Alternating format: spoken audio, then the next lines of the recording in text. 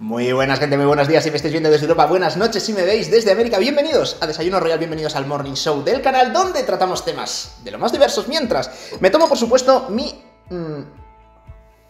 tacito de café. Además, hoy tenemos...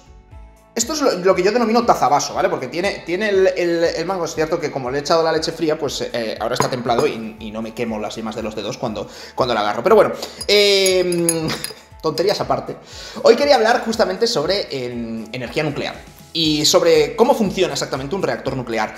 Ya he hecho en el pasado Desayuno Royal, donde os he explicado el funcionamiento de la bomba atómica, hemos visto además algunos principios de física nuclear, incluso de radiación, que creo que es interesante que veáis, si digo, porque hay partes que voy a explicar otra vez repetidas porque fueron hace muchísimo tiempo, pero bueno, que sepáis que si os mola cómo explico todo esto, pues que tenéis esos Desayunos Royal ahí para verlos, era cuando los subí al canal rojo.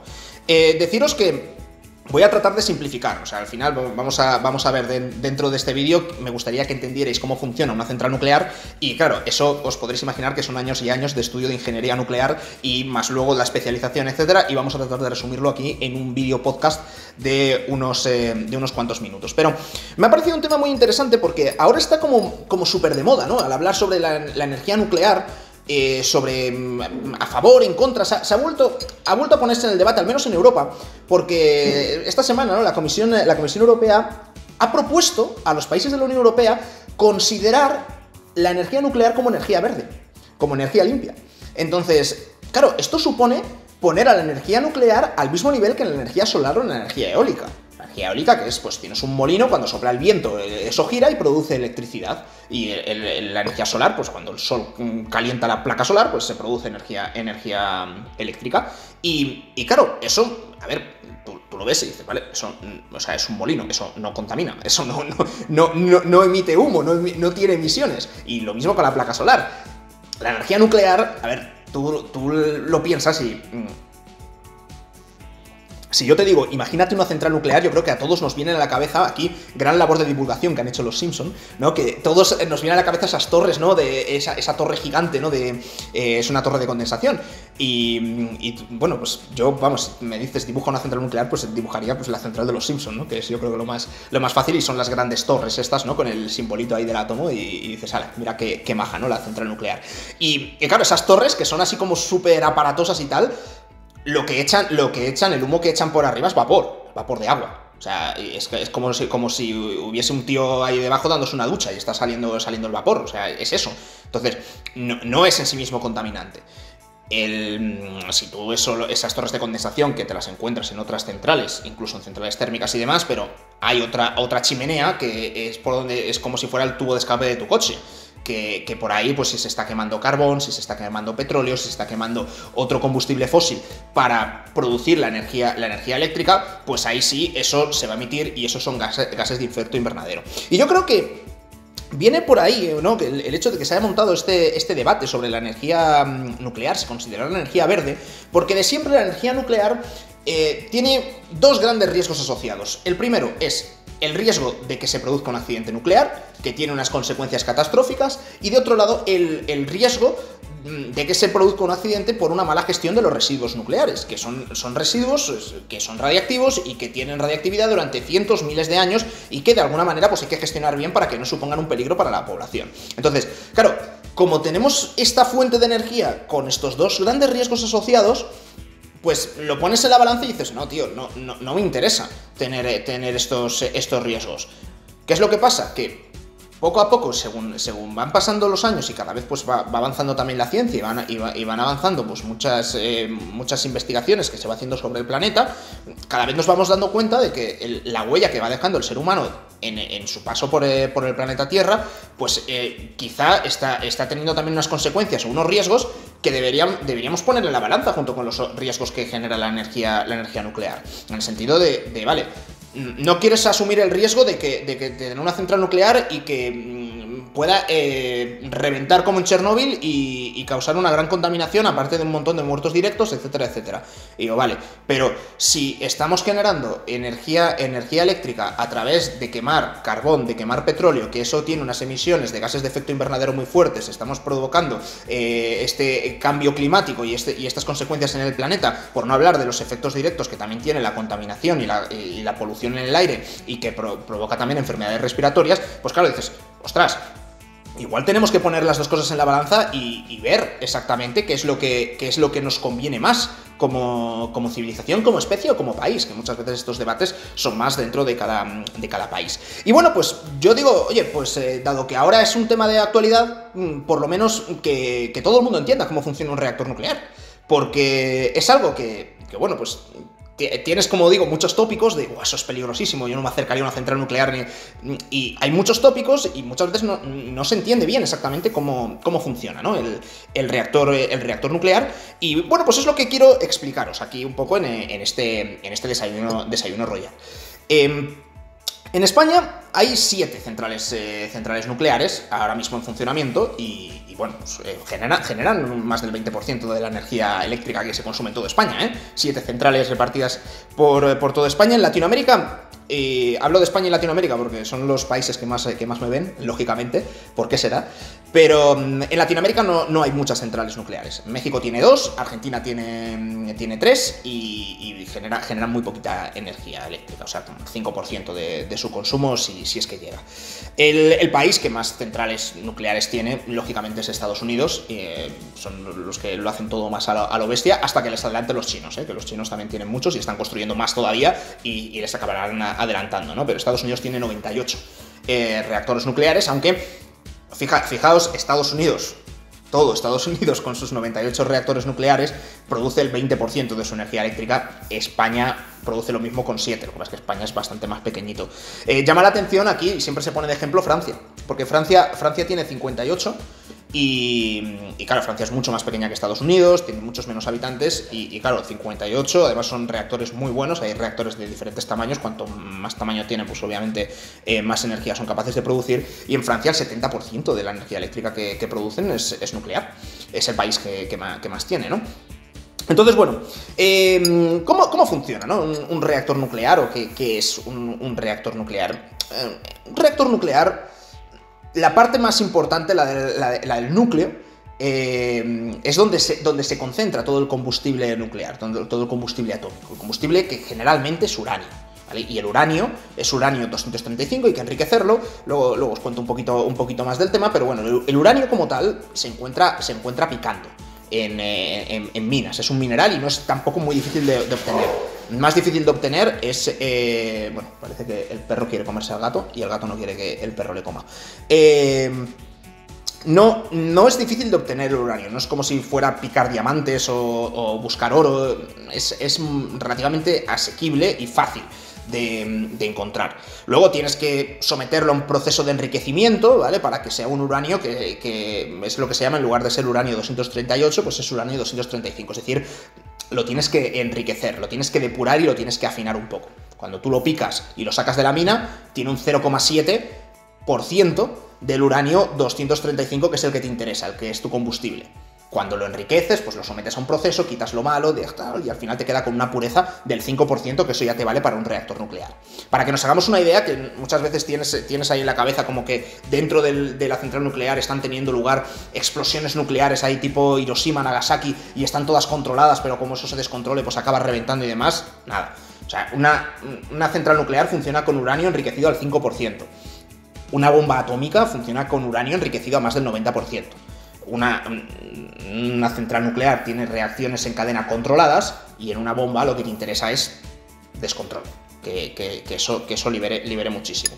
Entonces, todo lo que es el combustible radiactivo que tú tienes en el núcleo de la central, lo tienes recubierto o protegido por una vasija. Bueno, se le llama vasija a la parte del reactor. Y a ver, se llama vasija porque es una vasija como tal, pero hecha de hormigón.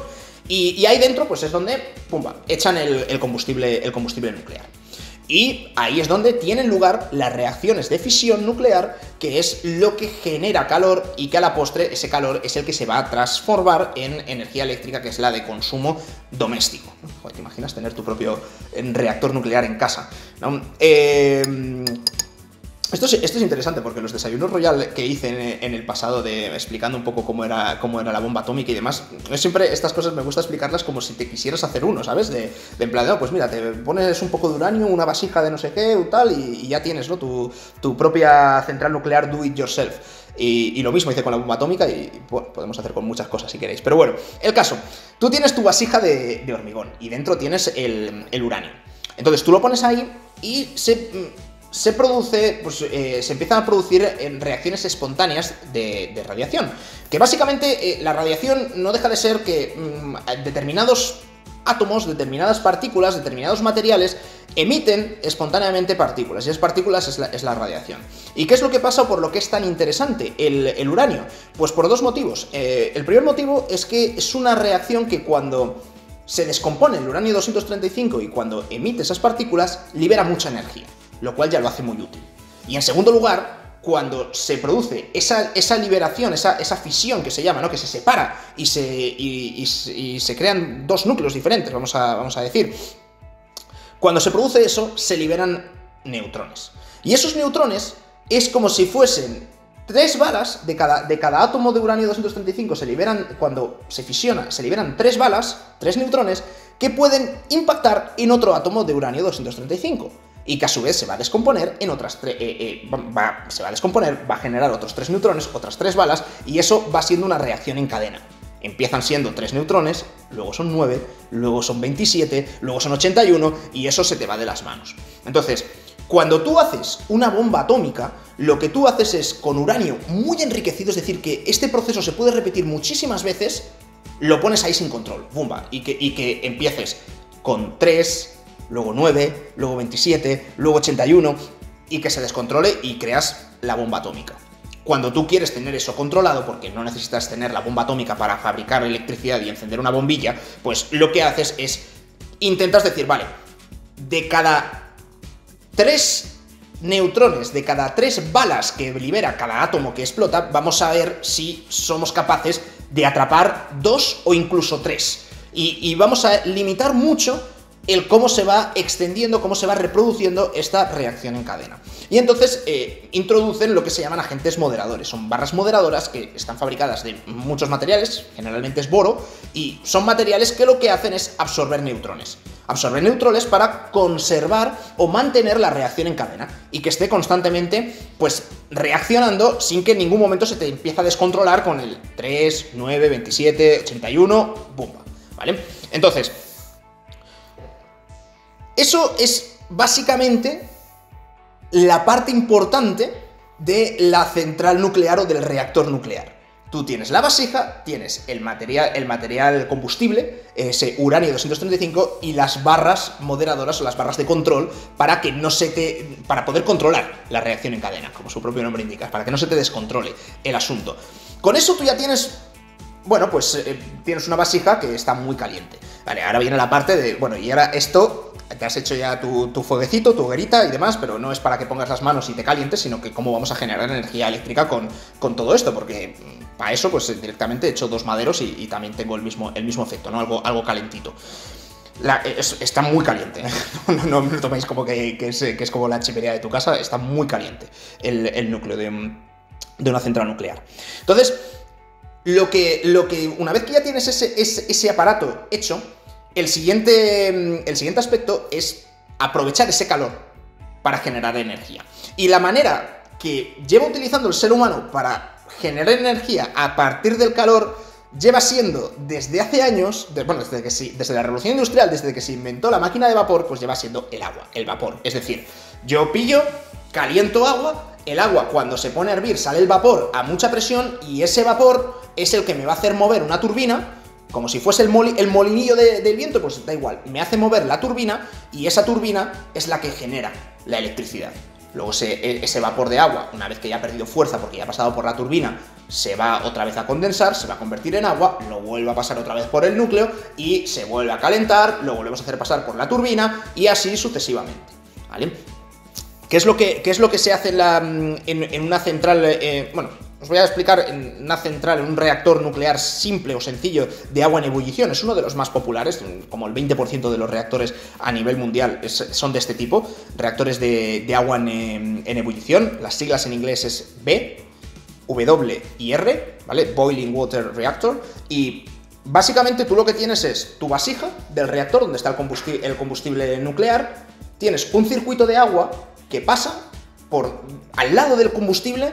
Ese agua ligera, agua normal y corriente. Ese agua se calienta, hierve, y además cuanto más lo calientes va más rápido y entonces pasa más rápido por la turbina. Entonces el agua pasa el agua hierve, se convierte en vapor, ese vapor sale muy rápido y lo hacen pasar por una turbina. La turbina gira, produce electricidad y luego ese agua se queda como sin fuerza, ¿vale? Y muchas veces sigue siendo vapor. Entonces, ¿qué es lo que hacen? Pues lo juntan en un circuito de refrigeración. Y las centrales nucleares, si os dais cuenta, siempre están cerca de un lago, de un río o del mar. Y el motivo es porque necesitan agua para poder refrigerar, agua fría o agua a temperatura ambiente. Y lo que hacen es juntan las tuberías del vapor de agua que acaba de pasar con la turbina con el agua que están sacando, pues, ponle de un río que está pasando por ahí, y las hacen pasar juntas para que se transfieran un poquito de calor y enfríe, el agua del río enfríe el vapor de agua que acaba de pasar por la turbina. Se convierte otra vez en agua, y ese agua lo vuelven a mandar otra vez al reactor nuclear a que se vuelva a calentar, vuelva a hervir, vuelva a convertirse en vapor, pase por la turbina y se repite el proceso todas las veces que sean necesarias. Bueno, las centrales nucleares no paran en ningún momento, incluso por la noche también están produciendo electricidad. Entonces, dentro del reactor nuclear, si necesitas que genere más electricidad, lo que haces es dices, hostia, más potencia la reacción en cadena. Quitas un poco, liberas un poquito las barras de control y entonces le das más alas, más libertad, dejas de atrapar tantas balas de esos neutrones y dices, no, pues ahora que dejamos que esto fluya un poquito más, pero dentro de un control, pero que vaya un poco más rápido, alcanza más temperatura y ese agua a más temperatura, ese vapor a más temperatura va a producir más energía. Que es por la noche, todo el mundo está durmiendo, casi no se está consumiendo energía eléctrica y demás, bajas más las barras, el reactor se queda a mínimos y produce, pues simplemente está como al ralentí, para que la reacción no se pare, en plan rollo que el fuego no se me apague, pero no necesitas tener tampoco tantísima potencia. Y ya está, y cuando necesites energía, pues subes las barras, cuando no necesites energía, bajas las barras. En un reactor nuclear puedes controlar muy bien cómo y cuándo generas la energía, ¿no? A diferencia de un molino eólico o un panel solar, que dependes de que el sol, de que sea de día, obviamente, de que no esté nublado, y en un molino pues dependes de que sople el viento. Entonces, esto que os acabo de explicar es el funcionamiento de un reactor de agua en ebullición, de agua ligera en ebullición. El más común, el reactor más común es lo que se llama un reactor de agua a presión, que es el que más se utiliza en Francia y que las siglas en inglés es PWR, es decir, pressure, de agua a presión, y luego pues agua, porque utilizan agua ligera, y agua ligera es agua la que bebes tú y la que sale del grifo, ¿eh? Es que hay otra que es agua pesada, luego os cuento lo que es el agua pesada, pero eso solo hacen los canadienses, que están un poco... No, en verdad no es mal sistema, pero bueno, en cualquier caso, el agua, los reactores de agua a presión complican un poquito este esquema que os he explicado y tienen como varios circuitos. En el primer circuito, ese agua que pasa al lado del núcleo y que se calienta muchísimo y demás, nunca llega a hervir. Se pone a 200, 300, 400 grados, pero no llega a hervir, ¿vale? ¿Cómo consigues que no llegue a hervir? Poniendo la presión. ¿Habéis visto cómo funcionan las ollas a presión? Una olla a presión es exactamente el mismo sistema. Va más rápido cuando te vas a hacer los garbanzos, se hacen más rápido en la olla a presión que si tú los pones en una olla cociendo directamente, pues normal. ¿Por qué? Porque si tú pones los garbanzos en una olla normal, es decir, en una olla que no va a presión, la temperatura más alta que puedes alcanzar con ese agua son 99 grados. A 100 grados eso empieza a hervir. Si tú pones la olla a presión, es decir, le pones la tapa y lo cierras, son ollas que tienen una válvula y demás, ese agua empieza a estar a mucha presión, y el agua de la olla a presión alcanza más de 100 grados, sin llegar a hervir, porque está aguantando toda la presión. Pues eso mismo es lo que hacen en estos reactores nucleares de agua a presión. tienen un primer circuito en el que el agua se calienta mucho, pero no llega a hervir en ningún momento. Y lo que hacen es, ese mismo circuito de agua, que vale, coge muchísima temperatura y está a muchísima presión, y lo sacan. ¿Y qué hacen con eso? Lo juntan con un circuito de agua. Este sí, la idea es que este agua se convierta en vapor y ese vapor te mueva la turbina. O sea, hacen como un doble paso, ¿vale? Y tienen lo que se llama generador de vapor, porque claro, si el primer circuito, el circuito primario de agua, no tiene vapor, pues al final necesitas vapor para que mueva la turbina. Entonces, pues tienen ese circuito secundario donde tienen ese generador de vapor. ¿Qué ventajas tiene esto? Pues muy sencillo, que el vapor que pasa por la turbina no es un agua, o sea, no viene de unos núcleos, de unos átomos que hayan pasado al lado de todo el material radiactivo que hay dentro de la central nuclear. ¿Eso para qué es importante? Bueno, pues es importante primero, porque ya no tienes que tener tantas medidas de protección de radiactividad dentro de la turbina. ¿Qué pasa si tienes que hacer labores de mantenimiento en la turbina? Porque hay que cambiar una pala de la turbina o hay que cambiarla entera porque se ha llegado al final de su vida útil o se ha roto o tal. Pues es mucho más fácil, como podéis imaginar, entrar a una turbina de una central de agua a presión que una central de agua en ebullición, porque la de agua en ebullición es agua que tiene contaminación radiactiva, la que ha pasado y ha tocado directamente la propia turbina. No es un problema insalvable, pero es un problema que bueno, pues obviamente es más caro de construir un reactor de agua a presión, pero luego a la larga el mantenimiento es más fácil de mantener. Es el diseño y el concepto que se pensó para la propulsión naval con combustible nuclear, que es este sistema, ¿no? con varios sistemas. Y luego, después del generador de vapor y después de la turbina, de que el vapor pasa por la turbina, tienes ahí otra vez vapor, agua que tiene que enfriarse y la pasas por ya la parte de condensación, es decir, el agua que te sacas del lago, que te sacas del río, pasa al lado con el agua, el vapor, una vez que ha pasado por la turbina, la vuelves a enfriar y ya está. Y esas son las torres de condensación que tienes. Esto es explicado muy rápidamente.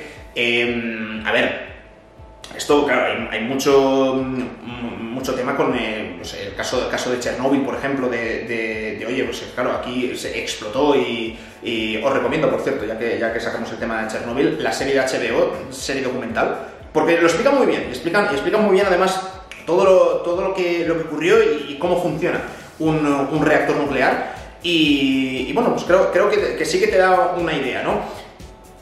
Hay una cosa que no he explicado, y en Chernóbil, lo que os he explicado os vale perfectamente para todo esto, pero las centrales nucleares modernas, bueno, básicamente todas, menos la Unión Soviética, tienen, después de la vasija del reactor donde está el combustible, por donde pasa el primer circuito, el circuito primario de agua, que puede ser en ebullición o puede ser a presión, y luego tienes la turbina y demás, pero donde está el material radiactivo, en todas las centrales del mundo se construye luego alrededor lo que se denomina un edificio de contención. Es decir, otra especie de sarcófago o de protección para el caso de que ocurra algo dentro de ese sistema, se rompa una tubería, se rompa el núcleo, se funda, normalmente lo que ocurre es que se funde el núcleo, no que explota. Lo de Chernóbil es una cosa que no puede ocurrir. El que te explote un núcleo. De hecho, lo veréis en la propia serie documental, que todos los ingenieros dicen cómo ha explotado, no puede explotar. O sea, esto no debería explotar. Si os he dicho que el uranio del combustible nuclear de una central nuclear está enriquecido solo al 5%, el de una bomba está al 90%. ¿Cómo se te lía para que ese 5% solo sea capaz de explotar? O sea, no debería explotar. Os hago spoiler si queréis de lo de Chernóbil, pero era un defecto de fábrica de los propios reactores, no de fábrica, sino de diseño a la hora de pensarlos. Pero en las centrales modernas hay lo que se denomina un edificio de contención, que es otra protección adicional para que, si pasa lo que sea dentro de la central, queda toda la reactividad contenida dentro del edificio de contención. Y si se rompe el edificio de contención, puede llegar a romperse el edificio de contención, pero es algo bastante raro. Todos estos edificios, tanto la vasija del reactor, el edificio de contención y demás, son edificios que están hechos a pruebas de terremotos, de cualquier condicionante que puedas tener. Obviamente no vas a poner una central nuclear al lado de un volcán, ¿sabes? Porque claro, eso pues no lo vas a poder controlar. Pero sí que las centrales nucleares se construyen no solo cerca de ríos, cerca de lagos y cerca del mar, sino que también de alguna manera se buscan zonas que no sean geológicamente muy activas, en la medida de lo posible, porque hay algunos países como Japón que dices, oh, tío, yo no tengo ni petróleo, no tengo nada para generar energía, entonces necesito energía nuclear y tengo mucho mar, y tampoco es que las pueda poner muy en el interior, y de hecho el último accidente nuclear más importante o más grave que ha existido fue justamente la central de Fukushima. Y en la central de Fukushima lo que ocurrió fue que vino un terremoto magnitud 8 y la central nuclear estaba perfecta. No pasó absolutamente nada. ¿Qué es lo que pasa? Que ese terremoto después vino con el maremoto acompañado. Que esto, pues en algunas regiones de Latinoamérica, pues sabéis bastante, por desgracia, de cómo funciona. Y vino el maremoto, y el maremoto pasó, o sea, olas de 11 kilómetros y demás, una central nuclear que estaba al lado del mar, pasó y no tocó, o sea, no hizo nada sobre el edificio de contención ni sobre la vasija del reactor, por supuesto. Pero ¿qué es lo que no protegieron? Las bombas de refrigeración de agua. Entonces, las centrales se apagaron, pero claro, eso está muy caliente, hasta que se enfría, pues necesita refrigerar. Viene el maremoto, te quita las bombas de refrigeración, eso se empieza a calentar y se funde el núcleo, que es lo habitual que ocurra en una central nuclear cuando hay un accidente nuclear. Se fundió el núcleo, se produjeron algunas explosiones de hidrógeno y sí que se liberó parte de material radiactivo, pero parte que viene del circuito de refrigeración, sobre todo. Entonces, en Chernóbil, por ejemplo, no había edificio de contención. Entonces, reventó la vasija del reactor y pumba, todo para afuera, ¿no? Y aparte de que, como digo, el propio reactor no tenía bien diseñadas las barras de control de los agentes moderadores, entonces pues cuando los ingenieros pensaban que estaban apagando el reactor, le estaban echando más electro, ¿no? Y le estaban echando más fuego. Estos dos tipos de reactor que os he enseñado, ¿no? de agua ligera, tanto en ebullición como a presión, son los principales y los que se utilizan en casi todas las centrales del mundo. Luego sí que Reino Unido, bueno, Francia un poquito también, han trabajado con algunas centrales de gas, pero bueno, no son las más numerosas. Canadá utiliza en lugar de agua ligera, agua pesada en sus centrales. El agua pesada pues es agua como un poco más cansina, ¿no? Es agua que tiene más neutrones y que pues, tiene otras propiedades para actuar también como agente atrapador de neutrones y controlar más todavía la reacción en cadena. Pero bueno, el funcionamiento no es muy diferente, simplemente que tienes que tener cuidado de que el agua o el vapor que estás haciendo pasar por la turbina, pues si ha pasado cerca del núcleo, pues puede contener agentes radiactivos, pero el funcionamiento no es muy diferente a cómo funciona una central térmica de carbón. O sea, en una central térmica de carbón tú tienes una caldera, echas ahí carbón, lo quemas, eso genera calor, con ese calor hierves agua y ese agua lo haces pasar por una turbina, sin material radiactivo, pero con unas emisiones de CO2 y de gases de efecto invernadero brutales. Entonces, que es a lo que quería, o por lo que traía yo justamente este vídeo. ¿Qué es lo que pesa más, dada la situación actual del planeta? Porque en un mundo ideal, toda la energía la produciríamos a través de energía eólica, a través de energía solar, y sería todo maravilloso. Pero la realidad es que no somos capaces de hacer eso todavía, y porque claro, os estoy diciendo, el 10% de la energía a nivel mundial se produce con energía nuclear. No os quiero decir energías verdes 100%, tipo eólica, tipo solar, y ya bajas a un porcentaje, o ponle que sea lo mismo, ponle que sea un 20% o el doble de la energía nuclear, pero todavía estamos muy lejos, y cuando te paras a pensar dices, hostia, y el otro 90%, 70%, 50%, ¿con qué se está produciendo? Y la respuesta es que generalmente quemando combustibles fósiles, quemando carbón, quemando petróleo y produciendo gases. Y de ahí es que se está planteando este debate. Me falta por hablaros de los residuos nucleares, que es la otra parte de los riesgos de la central nuclear. O sea, ya hemos visto riesgo de accidente. Os recomiendo, por cierto, hablando de riesgos de accidentes, que sigáis una cuenta en Twitter que se llama Operador Nuclear, que es técnico, ingeniero de una central nuclear, y de hecho pues cuenta muchas cosas de cómo funcionan, de cómo cualquier incidencia que ocurra en cualquier central del mundo están todas comunicadas para, digamos, si ha sido un fallo humano y ha sido un aviso, una alarma, lo que sea, que todas estén informadas, y cada vez, pues de cada incidencia, hacer más seguro, ¿no?, todo lo que sea la generación de energía nuclear. Pero exactamente igual que volar en avión, que de vez en cuando se cae algún avión y cada vez que hay algún accidente aéreo pues se intenta mirar con las cajas negras y demás para ver qué ha pasado para que no se repita. Y cada vez va siendo más seguro volar, aunque por supuesto siempre de vez en cuando pues ocurren accidentes, desgraciadamente. Y como digo, me faltaba hablar de los residuos nucleares. Ese combustible que tú has metido dentro de la vasija, claro, llega un momento que está enriquecido al 5%, y vale, va funcionando y demás, y llega un momento que eso ya se queda inservible, que ya pues no es uranio, que eso ya no tiene chicha, no te puede seguir produciendo energía. Entonces, eso es lo que se denomina residuos, ¿vale? Hay muchos más residuos, ¿eh? Yo estoy hablando de los más contaminantes. Y claro, esto es un combustible que dices, vale, no tiene la radiactividad suficiente como para poder generar energía eléctrica, ok, de acuerdo, pero sí que emite radiación, es peligroso para la gente, y lo que es peor, que es que va a seguir emitiendo radiación durante cientos, miles de años, y porque eso es así. Entonces, claro, ¿qué haces con semejantes residuos o semejantes desechos, ¿no? Que esto ya no es como tirar de la cadena y ya está. Entonces, claro, la solución que se ha encontrado es enterrarlos, básicamente, ¿eh? Y muchas veces, básicamente y literalmente, porque la radiación que emiten se bloquea con plomo, pero plomo, estoy hablando de 5-10 centímetros de plomo, y luego una capa de 20, 30, 40 centímetros de hormigón.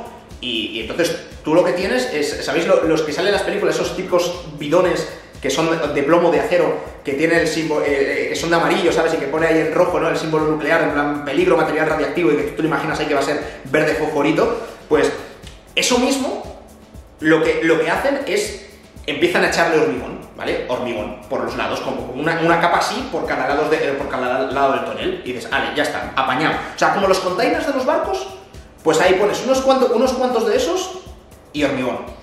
Y dices, vale, pues ya está, pues ahora tengo un bloque de hormigón que no lo abras hasta dentro de 3000 años, por lo que pueda pasar.